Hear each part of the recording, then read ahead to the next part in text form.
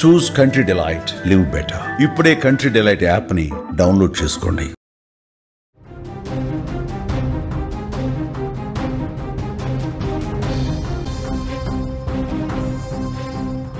సహస్ర హత్య తర్వాత బాలుడు ధైర్యంగానే ఉన్నాడు. ఎవరికి అనుమానం రాకుండా జాగ్రత్త పడ్డాడు. ఎప్పట్లాగే స్కూల్కి వెళ్ళిపోయాడు నిందితుడు. స్కూల్లో విచారించిన సమయంలో పోలీసులకు కట్టు కథ కూడా చెప్పాడు. సహస్ర ఇంటి నుంచి కేకలు విన్నానంటూ పోలీసుల ముందు చెప్పాడు. తనను విచారించినట్టు ఇంట్లో వాళ్ళకి చెప్పొద్దని చెప్పాడు బాలుడు. కత్తిని కడిగి రిఫ్రిజిరేటర్ మీద పెట్టాడు. రక్తం అంటిన టీషర్ట్ను వాషింగ్ మిషన్లో పడేశాడు. పోలీసులకు ఈ విషయాలు మొత్తం కూడా చెప్పాడు బాలుడు. సాఫ్ట్వేర్ ఇచ్చినటువంటి క్లూతోనే బాలుడు హంతకుడని నిర్ధారించారు పోలీసులు. 2 తెలుగు రాష్ట్రాల్లో సంచలనంగా మారిన సహస్ర హత్య కేసులో నిందితుడు 10వ తరగతి పక్కింటి బాలుడుగా తెలిసి అందరూ కూడా షాక్ అయిపోయారు. 5 రోజులుగా సాగిన ఈ మిస్టరీలో బయటపడిన ఊహించినటువంటి ట్విస్ట్ ఒకటి బయటపడింది. సమాజాన్ని కళ్ళు బైర్లు కమ్మేలా చేసింది ఆ షాక్. నిందితుడు బాలుడే అయినా ఎలాంటి క్లూ లేకుండా చాలా జాగ్రత్తగా పడ్డాడు, జాగ్రత్తగా ప్లాన్ చేసుకున్నాడు. హత్య తర్వాత కూడా తెలివిగా ప్రవర్తించాడు. తనపై అనుమానం రాకుండా చూసుకున్నాడు. కానీ చివరికి సాఫ్ట్వేర్ ఇంజనీర్ ఇచ్చినటువంటి క్లూతో దర్యాప్తు చేపట్టిన పోలీసులు వాడే నిందితుడు అని తేల్చేశారు. హత్య జరిగిన తర్వాత 2 రోజులకే బాలుని పోలీసులు విచారించారు. అయితే తనపై అనుమానం రాకుండా కట్టు కథలు చెప్పాడు. ఆ సమయంలో డాడీ డాడీ అంటూ సహస్ర అరుపులు నాకు వినిపించాయి. ఆ సమయంలో ఏదో జరిగిందని చెప్పి నాకు అనిపించింది అని పోలీసులకి విషయం చెప్పాడు. ఆ కేకలు తాను విన్నాను అని కూడా చెప్పాడు. విచారిస్తున్నటువంటి పోలీసులతో మీ పని కాగానే, ఇది చాలా జాగ్రత్తగా వినాలి, మీ పని అయిపోగానే నన్ను ఇంటికి పంపించేయండి, నన్ను పిలిచి విచారించిన విషయం మా ఇంట్లో చెప్పొద్దు అంటూ పోలీసులతో అన్నాడంట. హత్య జరిగిన తర్వాత సహస్ర ఇంటికి ఎలా వచ్చాడో అదే దారిలో తాను వెళ్ళిపోయాడు. సహస్రను పొడిచిన కత్తి ఫ్రిడ్జ్ మీద కడిగేసి అదేవిధంగా ఫ్రిడ్జ్ మీద పెట్టాడు. అలాగే తను ఏదో రక్తపు మరకలు అంటుకున్నటువంటి దుస్తులు ఏవైతే ఉన్నాయో ఆ దుస్తుల్ని వాషింగ్ మిషన్లో వేశానని పోలీసులకు చెప్పాడు. బాలుడి తెలివితో కేసు ఛేదన కాస్త లేట్ అయినటువంటి పరిస్థితి, కానీ చివరికి మాత్రం దొరికిపోయాడు. ఎంత తెలివిగా ప్రవర్తించాడు చూడండి. హత్య చేసిన తర్వాత ఏ విధంగా అయితే ఆ పెంట్ హౌస్ మీదకి వచ్చాడో అదే విధంగా బయట గడిపెట్టేసి వెళ్ళిపోయాడు. ఆ వెంట తెచ్చుకున్నటువంటి కత్తిని ఎవరికీ కనపడకుండా జేబులో పెట్టుకొని లోపల పెట్టేసుకుని ఎవరికి కనిపించకుండా మళ్ళీ అదేవిధంగా గోడ దూకి తన ఇంట్లోకి వెళ్ళిపోయిన పరిస్థితుంది. ఎవరన్నా వస్తున్నారా లేదా బిల్డింగ్ మీద నుంచి దూకేటప్పుడు, ఈ బిల్డింగ్ నుంచి ఆ బిల్డింగ్ వైపు వెళ్ళేటప్పుడు మొత్తం చుట్టుపక్కలంతా చూసుకుంటున్నాడు. ఎవరన్నా చూస్తున్నారా లేదా, ఎవరికైనా కనిపిస్తున్నానా లేదా, ఎవరైనా సరే నన్ను కనిపెడతారా లేదా అని చెప్పి అక్కడే వెయిట్ చేశాడు కొద్దిసేపు. ఇక్కడ మీరు చూస్తున్నారు లెఫ్ట్ సైడు నిందితుడి ఇల్లుని మీరు చూస్తున్నారు, సహస్ర ఇల్లుని రైట్ సైడ్ మీరు చూస్తున్నారు. ఎంత పక్క పక్కకు ఉన్నాయి చూసారా? చాలా స్పష్టంగా మీరు విజువల్స్లో చూస్తూ ఉన్నారు. ఇంత దగ్గరగా ఆనుకొని ఉండటం వల్లే ఈ బిల్డింగ్ మీద నుంచి ఆ బిల్డింగ్ మీద చేరుకోవటానికి చాలా ఈజీ అయింది అతనికి. వెంటనే పెంట్ హౌస్కి వెళ్ళాడు. పెంట్ హౌస్ లోపలికి వెళ్ళాడు. చాలా దారుణంగా సహస్రను చంపేసి 80,000 రూపాయలు ఉంటే అవి కూడా తీసుకుని బయటకు వచ్చి గడిపెట్టేసి ఇటువైపు నుంచి మళ్ళీ ఈ బిల్డింగ్ నుంచి ఆ బిల్డింగ్ దూకే సమయంలో వెయిట్ చేశాడు. ఒక 10 నిమిషాలు జాగ్రత్తగా అటు ఇటు చూశాడు. ఎవరైనా వస్తున్నారా, ఏదన్నా కదలిక కనిపిస్తే అక్కడే ఉండిపోయాడు. ఇది మొత్తం కూడా ఆ బిల్డింగ్లో ఈ బాలుడు ఉంటున్నటువంటి, ఈ హంతకుడు ఉంటున్నటువంటి బిల్డింగ్లోనే సాఫ్ట్వేర్ ఇంజనీరు పనిచేస్తుంది. సాఫ్ట్వేర్ ఇంజనీర్ అందులో వర్క్ ఫ్రమ్ హోమ్ కాబట్టి ఇంట్లోనే ఉండి పని చేసుకుంటుంది. గమనించింది, ఒక అలికిడి గమనించింది, అతన్ని చూసింది, ఆ పిల్లవాడిని చూసింది. పిల్లలు ఆడుకుంటూ ఉంటారులే, అటు నుంచి దిగుతూ ఉంటారు, దూకుతూ ఉంటారు అని అనుకుంది. కానీ వాడు ఆ సమయంలో సహస్రను చంపేశాడని చెప్పి ఆ సాఫ్ట్వేర్ ఇంజనీర్కి అప్పుడు తెలీదు. కొంత అక్కడ నిలబట్టడం చూసింది, అటు ఇటు కదలటం చూసింది. కానీ వీళ్ళేదో ఆడుకుంటూ దొంగ పోలీస్ ఆట ఆడుకుంటారు కదా, ఎవరికి కనిపించకుండా దాక్కుంటూ ఉంటారు కదా. సో ఆ విధంగా లైట్ తీసుకుంది ఆ సాఫ్ట్వేర్ ఇంజనీర్.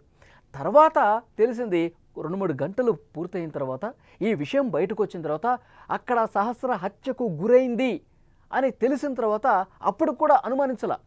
ఎవరో దొంగ వచ్చాడు, దొంగతనానికి వచ్చి ఉంటాడు, ఆ సమయంలో సహస్రని చంపేసి వెళ్ళిపోయి ఉంటాడని చెప్పి అనుకుంటుంది ఆ సాఫ్ట్వేర్ ఇంజనీర్ కూడా.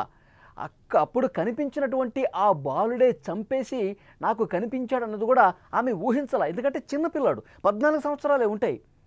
అంత చిన్నపిల్లాడు ఇంత చిన్న వయసులో కత్తి తీసుకొని అంత దారుణంగా ఎలా చంపి ఉంటాడులే అని చెప్పి అప్పుడు అనిపించలా. తర్వాత పోలీసులు ఇన్వెస్టిగేట్ చేసేటప్పుడు ఈ బిల్డింగ్లో ఉన్న వాళ్ళని కూడా విచారించేటప్పుడు ఆ సాఫ్ట్వేర్ ఇంజనీర్ చెప్పింది, ఆ సమయంలో ఒక చిన్న అబ్బాయి కనిపించాడు సార్ నాకు, మరి అతను చాలా తక్కువ ఏజ్ ఉంటుంది, అతను చంపి ఉంటాడని కూడా నేను అనుకోలేదు, అతని కదలికైతే కనిపించింది, అతను ఒకసారి విచారించండి అని కూడా అన్నది. అప్పుడు పోలీసులు ఈ సహస్ర తమ్ముడు చదివే స్కూలు ఇప్పుడు ఈ చంపినోడు స్కూలు ఒకటే, ఆ స్కూల్లో విచారణకు కూడా వెళ్ళారు.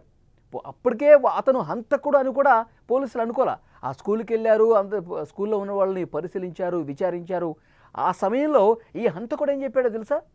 అవును, నేను కూడా సౌండ్స్ విన్నాను, డాడీ డాడీ అని చెప్పి పక్క బిల్డింగ్ నుంచి అరుపులు నాకు వినిపించాయి, ఆ అరుపులు వినిపించడంతో ఏదో జరుగుంటుందని చెప్పి నేను అనుకున్నాను సార్ అని చెప్పి పోలీసులు స్కూల్కి వచ్చి విచారిస్తున్నప్పుడు చెప్పాడనమాట.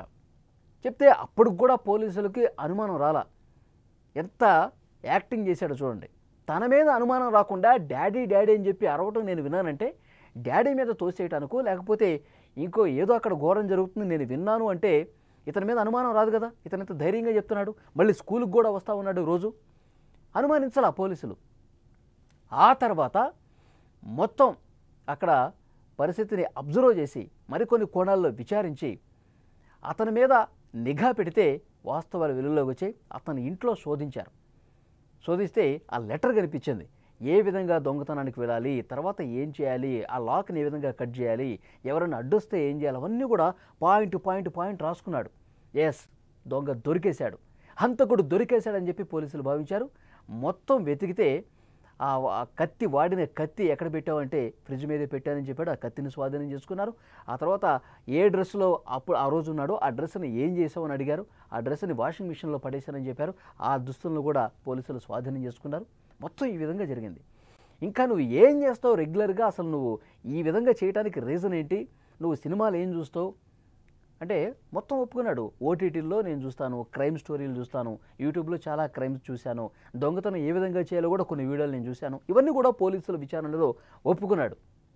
ఎంత దారుణం చూడండి. 14 సంవత్సరాల వయసుకే 10వ తరగతి చదువుతున్నటువంటి ఒక బాలుడు అంత చిన్న వయసులో ఒక పాపని అంత దారుణంగా పొడిచి చంపాలన్న ఆలోచన రావటం, ఒక సైకో మైండ్ సెట్తో బిహేవ్ చేయటం, ఒక క్రిమినల్ మైండ్తో అతను ఉండటం అనేది ఇది విన్న వాళ్ళందరూ కూడా షాక్ అయిపోతున్నారు. ఆ బాలుడిని, వాడు అసలు బాలుడు కాదు, వాడింత క్రూయల్గా బిహేవ్ చేశాడు, వాడిని మాకు అప్పగించండి, వాడిని నడ్డి రోడ్డు మీద మేము చంపేస్తాం, లేదంటే మీరన్నా ఉరి తీయండి అంటూ అక్కడ స్థానికులు మాట్లాడుతున్నారు. నిజంగా 5 రోజుల పాటు పోలీసులు కూడా సరిగ్గా నిద్రపోయి ఉండరు. అసలు అంత తెలివిగా ఏ విధంగా తప్పించుకున్నాడు.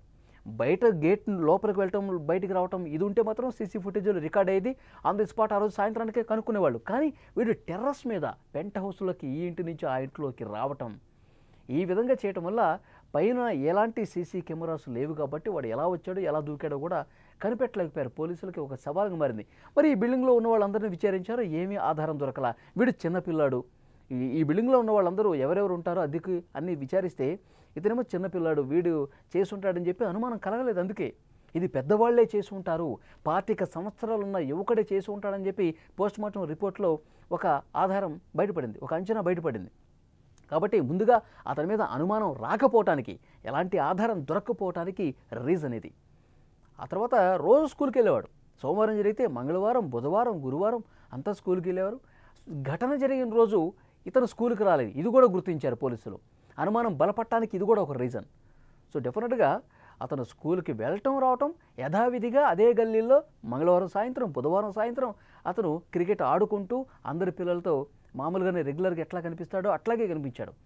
అక్కడ ఉన్న స్థానికులకు కూడా, అక్కడ ఉన్న కుటుంబాలకు కూడా ఏమాత్రం అనుమానం రాకుండా అంత బాగా యాక్ట్ చేశాడు.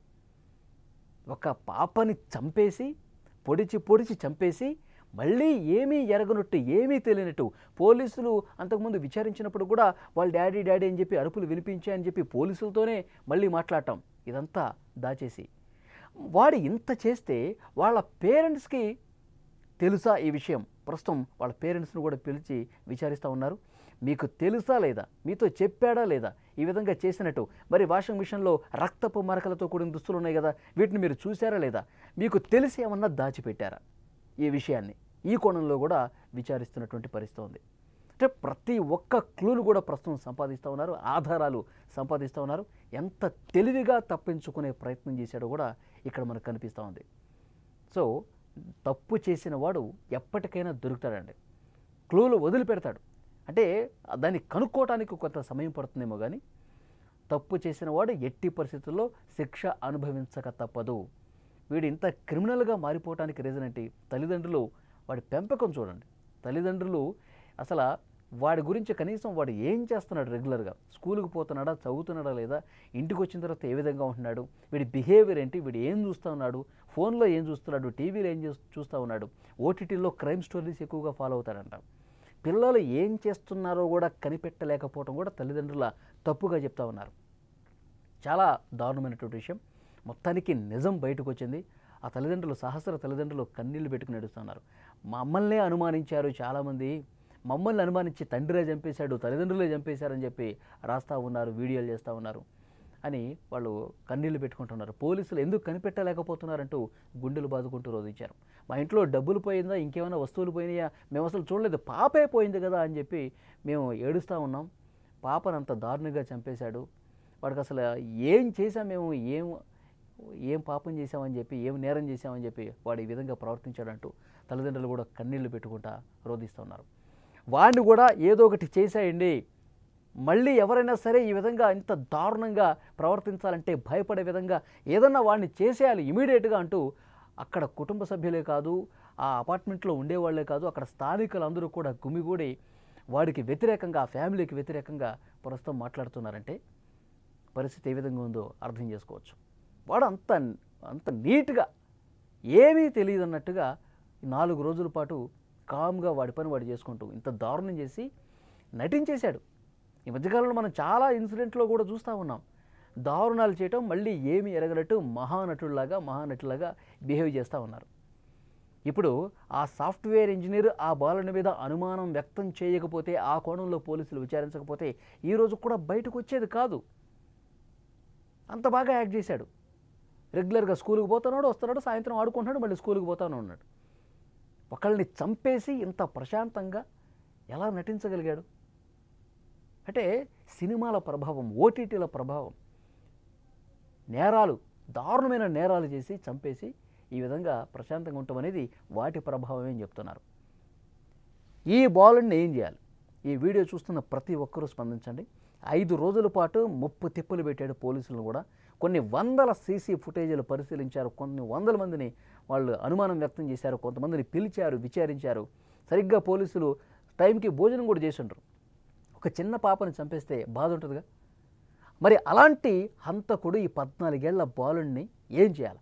మళ్ళీ ఈ విధంగా ఎవడు దారుణాలు చేయకుండా ఉండాలంటే వీడికి ఎలాంటి శిక్ష వేయాలి? తప్పకుండా మీరు స్పందించండి, కామెంట్ రూపంలో తెలియజేయండి.